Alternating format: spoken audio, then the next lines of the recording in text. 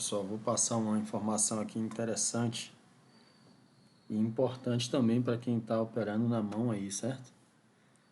Para que vocês possam estar fazendo uma estratégia de suporte e resistência e atrelada a ela, pode estar usando qualquer outra técnica de probabilidade, né? MHI, C3, qualquer uma outra aí. Então, o que acontece? Eu estou aqui no candle de M1, né? E amplio ele aqui, deixei aqui em 3 horas, mas se quiserem mais, vocês podem aproximar, distanciar. Quanto mais distante você puder fazer, melhor, porque você vai enxergar as linhas de suporte e resistência. Vocês observam que esse ponto aqui seria o próximo fundo desse ponto atual que nós estamos aqui, ó. Então, o que acontece? Para que você possa criar uma estratégia para operar nesse rompimento ou na reversão, você coloca um pouquinho acima aí do ponto, ó. Vou aproximar aqui para a gente ter maior precisão. Aí você deixa essa linha assim um pouquinho maior. Você está vendo que aqui ele teve uma estrela da manhã, né? E aí houve, depois da estrela da manhã, teve realmente a reversão e ele subiu. E agora teve um outro martelozinho aqui para reverter e começou a descer.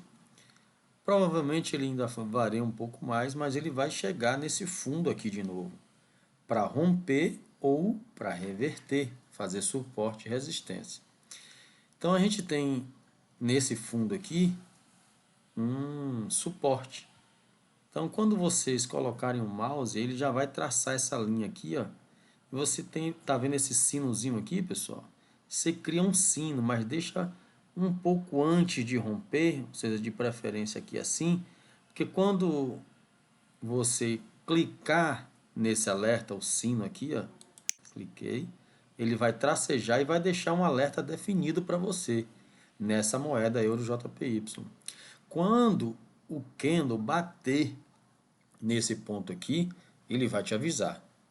Se vocês tiverem o app do IK Option instalado no celular de vocês, não necessariamente vocês vão precisar estar com o notebook do lado. Na hora que bater nesse ponto, ele vai avisar você no celular que chegou nesse nível aí.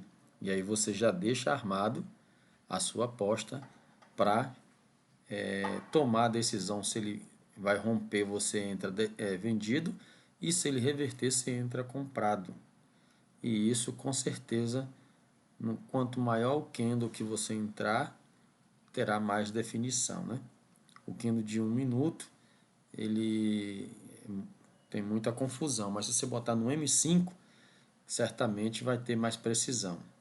Você vê que ele fez um suporte, na verdade não fez um suporte, ele pegou essa zona aqui que ele estava mareando, ó, marejando aqui nessa zonazinha aqui, ó, ele pegou o fundo e já reverteu, ou seja, não vai descer ainda por agora, mas está aqui já armado, né? E a mesma coisa é a resistência, pessoal. Aqui em cima tem uma resistência, uma areazinha que está marejando aqui também. Aí você pode criar um sistema de alerta nessa parte de cima. Pronto. Quando ele bater ali, teoricamente, ele vai voltar. Normalmente ele faz isso 2, 3 vezes, depois ele rompe, né? O suporte e resistência ele faz 1, 2, 3 e depois normalmente ele vai romper.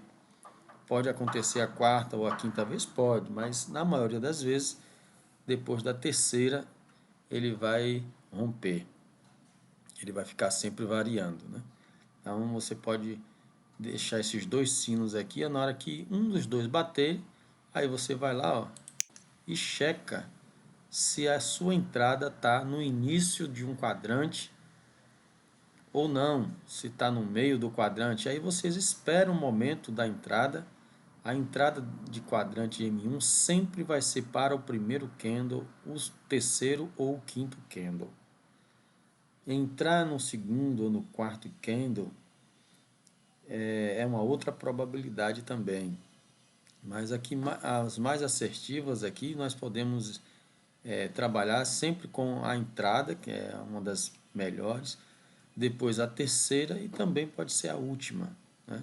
Então, o candle 1, o candle 3 e o candle 5 são os candles de maior probabilidade nas entradas a serem assertivas. Então fica aí com essa dica de suporte e resistência, usando os sinais para que quando chegue nesse nível ele te avise e você vai fazer agora uma análise mais fina da probabilidade unida ao suporte e resistência para que você tenha uma probabilidade maior nas suas assertividades de suas entradas. Então fica com Deus aí todo mundo, boa sorte.